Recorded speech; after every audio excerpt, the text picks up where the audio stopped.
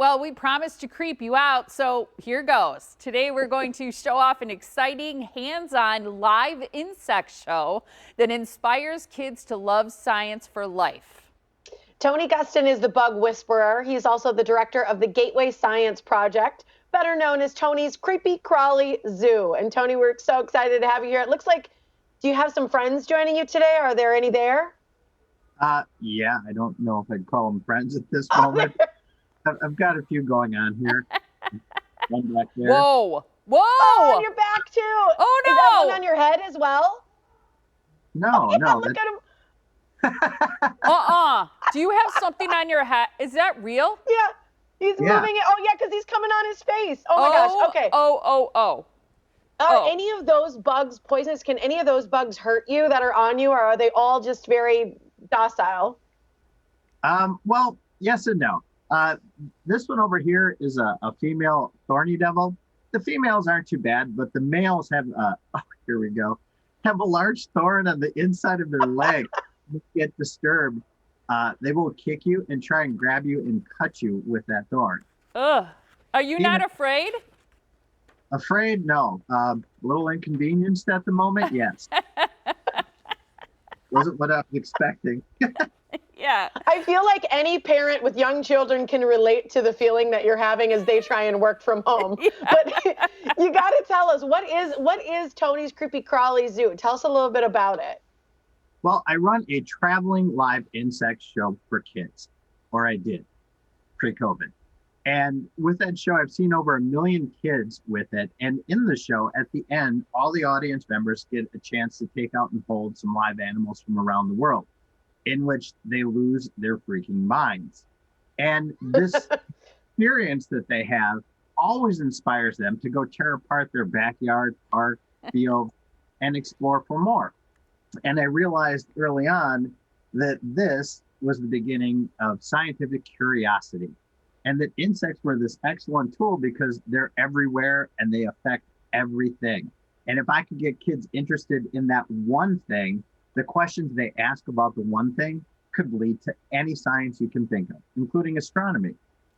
Yeah, and I love that you mentioned that scientific curiosity, because it can also lead to scientific literacy, which I think, I think schools, colleges especially, they're looking for these STEM educations. They want kids to be more knowledgeable. So I think if they love it, they're that much more likely to pursue it. So tell us about your video project. Well, it's actually not a video project per se. I started going virtual, which is just another word for video, just like everyone else did, because none of us knew what to do. And while it was kind of cool, it wasn't the live show. It wasn't the experience I described that these kids lose their minds over. So, we're looking at opening up a permanent location this summer. And in this, I created a 3D model and started developing this virtual tour that I realized could be way more than just the video. The kids could interact with it. You can walk through the building in virtual reality. You can click on things. You can be transported inside the terrarium with the animals from the perspective of being just 2 inches tall. And we got another one going on here.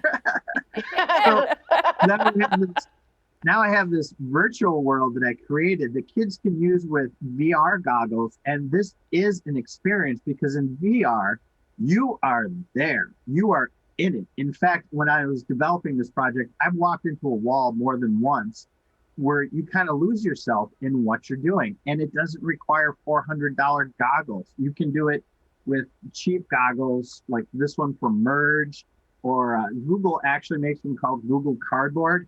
It's literally made out of cardboard. And you take this and a cell phone and you can walk through this world like you're in it.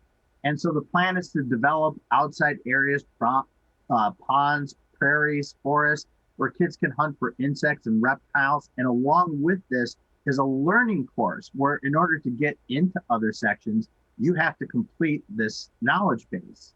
So it's fun, it's interactive, it's all encompassing, and it really is an experience. And it's also fun, which is probably the most important thing.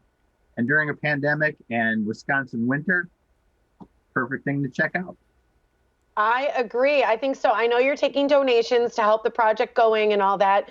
You know, Yes, when I want to know what you say to parents. Yeah, I want to know what you say to parents because I imagine after you talk to kids, they're going out and they're finding insects, they're putting them inside, whether it's a jar or a container or whatever, and they're bringing them in the house. How do Oh, you talk to the parents about having those creepy crawlies inside? well, when I get the chance to respond to parents, because sometimes they get upset. I'll see them a year later and they're like, because of you, my house is now full of jars and I cannot take a vacation without packing the butterfly nets. And, and I hear this all the time and I'm flattered by it. I really am that the show has that kind of impact on kids that years later, they're still pursuing it on their own. And I don't care that they become entomologists. I'm just happy that they're asking questions and exploring their world. And who knows where it'll lead to. But as long as it Absolutely. leads somewhere. The fact that you're having fun with it makes a huge difference. We appreciate you joining us on the show and telling us about this. Keep up the good work.